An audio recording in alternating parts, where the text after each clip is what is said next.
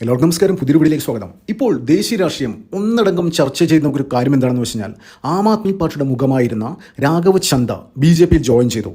അപ്പോൾ രാഘവ് ചന്ദ മാത്രമല്ല, ഏകദേശം 7ഓളം MP മാരും BJP യിൽ ജോയിൻ ചെയ്യാൻ പോകുകയാണ്.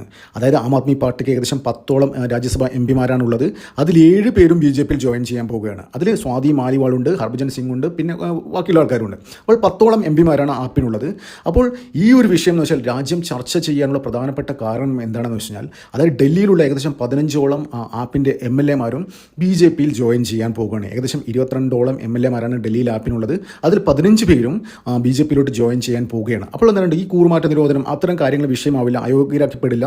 അതൊക്കെ മുൻകൂട്ടി കണ്ട് കൂട്ടത്തോടെയാണ് ആപ്പിൻ്റെ MLA മാർ BJP യിൽ ജോയിൻ ചെയ്യാൻ പോകുന്നത്. പിന്നെ അതുമാത്രമല്ല, ദേശീയ രാഷ്ട്രീയത്തിൽ തന്നെ ഇന്ത്യയിൽ തന്നെ വലിയ രീതിയിൽ ചർച്ച ചെയ്യപ്പെടുന്ന ഒരു വിഷയം എന്താണെന്ന് വെച്ചാൽ, പഞ്ചാബിലേക്ക് പോവുകയാണെങ്കിൽ അവിടെ ഭഗവത് സിംഗ് മാനാണ് 2022 പഞ്ചാബിൽ ഇലക്ഷൻ നടന്നപ്പോൾ ഏകദേശം 92 സീറ്റുകൾ നേടിയാണ് ആപ്പ്. അവിടെ ചരിത്രത്തിലെ പഞ്ചാബിൻ്റെ ചരിത്രത്തിൽ തന്നെ ഏറ്റവും വലിയ വിജയം നേടിയിട്ടാണ്. ഒരു പാർട്ടിക്കും ഇന്നേ വരെ പഞ്ചാബിൻ്റെ ചരിത്രത്തിൽ 92 സീറ്റ് കിട്ടിയിരുന്നില്ല. അപ്പോൾ അത്തരത്തിൽ സീറ്റ് നേടിയാണ് ആപ്പ് 2022 അവിടെ അധികാരത്തിൽ വന്നത്. ഭഗവത് മാൻ എന്ന് പറയുന്ന ഒരു കൊമേഡിയൻ, സ്റ്റാൻഡപ്പ് കൊമേഡിയനാണ്. ആ കൊമേഡിയനെ പിടിച്ചാണ് അവിടെ മുഖ്യമന്ത്രിയാക്കിയത്. അതായത് ഇദ്ദേഹത്തിൻ്റെ പല ചെയ്തികളും നമുക്കറിയാം. ഒരുപാട് കാര്യങ്ങൾ, പല മീറ്റിങ്ങുകളും പബ്ലിക് അറ്റൻഡ് ഇതിനൊക്കെ വരുമ്പോൾ ഫുള്ള് അടിച്ച് ലെക്കിട്ടാണ്. ഒരു തവണ ജർമ്മനിയിൽ വെച്ചിട്ട് ഇദ്ദേഹത്തിന് കാല് കുത്താൻ പോലും പറ്റിയിരുന്നില്ല മദ്യപിച്ചിട്ട്. അപ്പോൾ അവിടെ എയർലൈൻസുകാർ ഇറക്കിവിട്ട ചരിത്രം പോലും ഉള്ള ഒരു വ്യക്തിയാണ് ഈ ഭഗത് മാൻ. അപ്പോൾ ഇവിടെ പഞ്ചാബിലോട്ട് വരികയാണെങ്കിൽ ഏകദേശം 92 MLA മാരിൽ 60 MLA മാരും ഈ ചദ്ദയുടെ കൂടെ എന്താ പറയണ്ടേ ഇവിടെ BJP യിലോട്ട് ജോയിൻ ചെയ്യാൻ പോവുകയാണ്. ദേശീയ രാഷ്ട്രീയത്തിൽ വലിയ ചർച്ചയാക്കാൻ പോവുകയാണ്. അപ്പോൾ അങ്ങനെ പോവുകയാണ്. 117 സീറ്റുകളാണ് ഇവിടെ പഞ്ചാബിലുള്ളത്. അതിൽ ഏകദേശം 18 സീറ്റ് കോൺഗ്രസിനുണ്ട്. BJP ശിരോമണി അകാലിദളിന് ഏകദേശം 5 സീറ്റാണ് ഉള്ളതെന്ന് തോന്നുന്നു. അപ്പോൾ അങ്ങനെ നോക്കുകയാണെങ്കിൽ ഏകദേശം 60 സീറ്റിനടുത്ത് കിട്ടിക്കഴിഞ്ഞ് കഴിഞ്ഞാൽ പഞ്ചാബിൽ ഭരണം കിട്ടും. അപ്പോൾ ഇനി 2027 അവിടെ ഇലക്ഷൻ നടക്കാൻ പോകുന്നത്. അപ്പോൾ ഇവിടെ ഏവരും ഉറ്റുനോക്കുന്ന ഒരു കാര്യം എന്താണെന്ന് വെച്ച് കഴിഞ്ഞാൽ, എല്ലാ കണ്ണുകളും അമിത്ഷായിലേക്കാണ്. ഇപ്പോൾ അമിത്ഷാണ് ഇപ്പോൾ ഏകദേശം 3 ആഴ്ച ബംഗാൾ തമ്പടിച്ചിട്ട് മൊത്തം ക്യാമ്പയിനൊക്കെ കോർഡിനേറ്റ് ചെയ്യുന്നത്, ബംഗാൾ ഇലക്ഷൻ കോർഡിനേറ്റ് ചെയ്തത് അമിത്ഷായാണ്. അപ്പോൾ ആ അമിത്ഷാക്കെതിരെ ആഞ്ഞടിക്കാൻ വേണ്ടി കഴിഞ്ഞ ദിവസമാണ് മമതാ ബാനർജി അരവിന്ദ് കെജ്രിവാളിനെ ബംഗാളിലേക്ക് ക്ഷണിക്കുന്നത്. അപ്പോൾ ക്ഷണം കിട്ടി അരവിന്ദ് കെജ്രിവാൾ ബംഗാളിലോട്ട് ചെല്ലുന്ന ആ സമയത്ത് തന്നെ തിരിച്ചു വരുമ്പോൾ പാർട്ടി അവസാനം പൂട്ടിയിട്ട് എല്ലാവരും BJP യിലോട്ട് പോകുന്ന അവസ്ഥയാണ് ഡൽഹിയിലും പഞ്ചാബിലും. ഇതാണ് അവസ്ഥ. അപ്പോൾ രാഘവ് ചന്ദ ചെറിയൊരു മീനല്ല. 37 വയസ്സുള്ള ചെറുപ്പക്കാരാണ്. ചാർട്ടേഡ് അക്കൗണ്ട് ആയിരുന്നു. ആ കരിയർ ഉപേക്ഷിച്ചാണ് ആം ആദ്മി പാർട്ടിയിലോട്ട് വന്നത്. കഴിഞ്ഞ 15 വർഷമായിട്ട് ആം ആദ്മി പാർട്ടിയുടെ മുഖമാണ്. ഇപ്പോൾ പൊടുന്നനെ ഈ ഒരു ഈഗോ ക്ലാഷാണ്, അരവിന്ദ് കെജ്രിവാളിൻ്റെ ഈഗോ ക്ലാഷാണ് ഈ ചദ്ദയെ പുറത്താക്കാനുള്ള ഒരു കാരണം. കാരണം എന്ന് വെച്ചാൽ പല ജനങ്ങൾ ഇഷ്ടപ്പെടുന്ന പല കാര്യങ്ങൾ നമ്മൾ സോഷ്യൽ മീഡിയയിലൊക്കെ വലിയ രീതിയിൽ വൈറലായി പല കാര്യങ്ങളും ഉയർത്തിക്കൊണ്ടുവന്നത് ഫ്ലോറിൽ ഉന്നയിച്ചത് ഈ രാഘവ് ചന്ദയാണ്. നമ്മൾ കൊടിക്കുന്നിൽ സുരേഷിനല്ലേ ഈ രാഘവ് ചന്ദ ഉന്നയിച്ച പല കാര്യങ്ങളും ഞാനാണ് ഉന്നയിച്ചതെന്ന് പറഞ്ഞിട്ട് സോഷ്യൽ മീഡിയ കാർഡ് ഇറക്കുന്ന ഒരു വ്യക്തിയാണ് കൊടിക്കുന്നിൽ സുരേഷ്.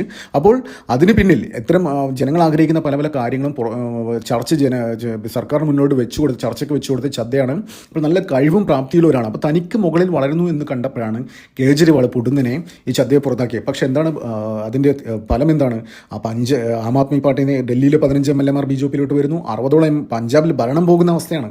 അപ്പോൾ ഇപ്പോൾ ഏവരും ഉറ്റുനോക്കുന്ന ഒരു കാര്യം, ഈ ചദ്ദയെ പിടിച്ച് പഞ്ചാബ് മുഖ്യമന്ത്രി ആക്കാനുള്ള ഒരു പരിപാടിയിലാണ് എന്നുള്ള ടോക്കുകൾ ഇപ്പോൾ സോഷ്യൽ മീഡിയയിൽ പ്രചരിക്കുന്നുണ്ട്. കാരണം എന്ന് വെച്ച് കഴിഞ്ഞാൽ പഞ്ചാബിൽ ഒരു സ്ട്രോങ് മുഖ്യമന്ത്രി വേണം. നല്ലൊരു അത്യാവശ്യം ബേസിക്കലി രാഘവ് ചന്ദ പഞ്ചാബിയാണ്. അപ്പോൾ പഞ്ചാബിനെ നയിക്കാൻ വേണ്ടി ഒരു ഡൈനാമിക് ലീഡർ ആവശ്യമാണ്. ഇത്രയും കാലമായിട്ട് അവിടെ ഒരു ഡൈനാമിക് ലീഡർ ഉണ്ടായിരുന്നില്ല. ഈ ഭഗവത് മാനൊക്കെ അത്രയും അട്ടർ വേസ്റ്റാണ് അവിടെ. അതായത് പഞ്ചാബിനെ കൊണ്ട് ഒന്നും ചെയ്യാൻ പറ്റില്ല. പഞ്ചാബിനെ നമ്മുടെ രാജ്യസുരക്ഷയുമായിട്ട് വലിയ രീതിയിൽ ഇതിലുള്ള ഒരു സംസ്ഥാനം കൂടിയാണ് പഞ്ചാബ്, ബംഗാൾ, അത്തരം കാര്യങ്ങളൊക്കെ, രാജസ്ഥാനൊക്കെ. അപ്പോൾ ഇവിടെയൊക്കെ BJP സർക്കാർ വരേണ്ടത് ഈ നമ്മുടെ ജിയോ പൊളിറ്റിക്സ് ശ്രദ്ധിക്കുന്നവർക്ക് മനസ്സിലാവും. നമ്മൾ പല മേഖലകളും പല സാഹചര്യം ഉപയോഗിച്ചിട്ട് രാജ്യത്തെ തകർക്കാൻ വേണ്ടി തീവ്ര ഇസ്ലാമിസ്റ്റുകൾ ശ്രമിച്ചുകൊണ്ടിരിക്കുകയാണ്. അതിന് അവർ ആരെ വേണമെങ്കിലും കൂട്ടുപിടിക്കും. എന്തിനു വേണ്ടി കൂട്ടുപിടിച്ച് ഇവിടെ കലാപം ഉണ്ടാക്കാനുള്ള ഒരു തത്രപ്പാടിലാണ്. അപ്പോൾ അതിനുമായി ബന്ധപ്പെട്ട് തന്നെയാണ് ഇവിടെ ഈ മന്തി വിവാദം, നമ്മുടെ TCSL വിവാദം, പിന്നെ ഈ നടൻ്റെ ഒരു ബീഫീറ്റികളൊക്കെ. അതൊക്കെ എന്ന് വെച്ചാൽ നമ്മൾ ചെറുതായി കാണേണ്ട ഒരു ആവശ്യമില്ല. അതൊക്കെ ഈ പൊളിറ്റിക്കൽ ഇസ്ലാമിൻ്റെ ഭാഗമായി നടക്കുന്ന കാര്യങ്ങൾ തന്നെയാണ്. അപ്പോൾ ഇപ്പോഴത്തെ ഒരു അന്തരീക്ഷം നോക്കുകയാണെങ്കിൽ ഇന്ത്യയിലെ എല്ലാ സംസ്ഥാനങ്ങളും BJP ഭരിക്കേണ്ട ഒരു ആവശ്യകത ഉയർന്നിരിക്കുകയാണ്. ഞാൻ നേരത്തെ പറഞ്ഞ മാതിരി ബംഗാളിൻ്റെ അവസ്ഥ, ബംഗാളിലെ സ്റ്റാർ ക്യാമ്പയിനറായിട്ട് വന്നത് യോഗി ആദിത്യനാഥാണ്. അവിടുത്തെ ജനങ്ങൾ വിചാരിക്കുന്നത് യോഗി ആദിത്യനാഥ് ബംഗാളിൻ്റെ മുഖ്യമന്ത്രിയാകുന്നു. അവർ ആഗ്രഹിക്കുന്ന അത്തരത്തിലുള്ള മുഖ്യമന്ത്രിയാണ്. അപ്പോൾ ഇവിടെയും പഞ്ചാബിലും നടക്കാൻ പോകുന്നത് ഇത്തരത്തിലുള്ളൊരു നീക്കം തന്നെയാണ്.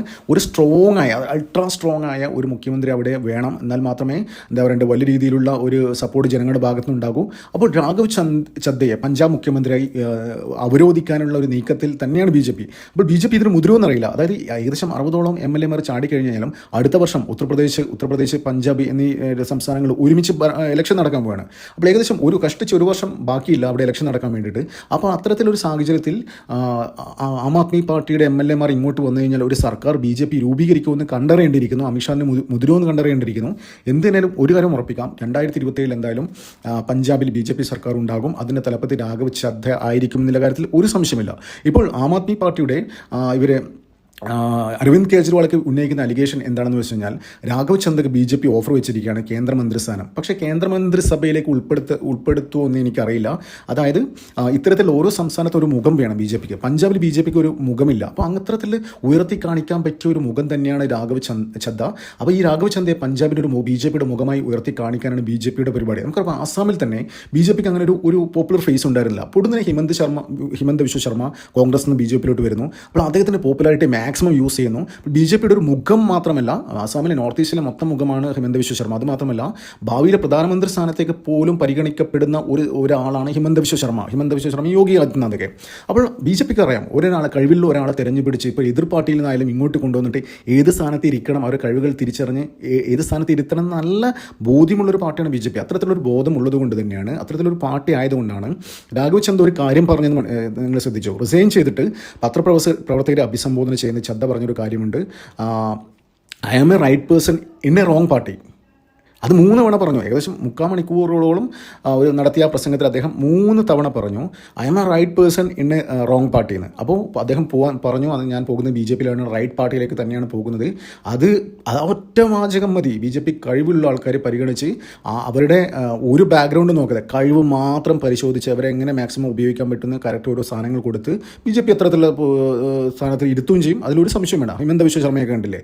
അതുപോലൊക്കെ തന്നെ ഇപ്പം സിന്ധ്യ മധ്യപ്രദേശിലെ ജ്യോതിരാദിത്യ സിന്ധ്യ, ഇത്തരം ആൾക്കാരൊക്കെ എങ്ങനെ BJP ട്രീറ്റ് ചെയ്യുന്നത് നമ്മുടെ കൺമുന്നിലുള്ള കാര്യങ്ങളാണ്.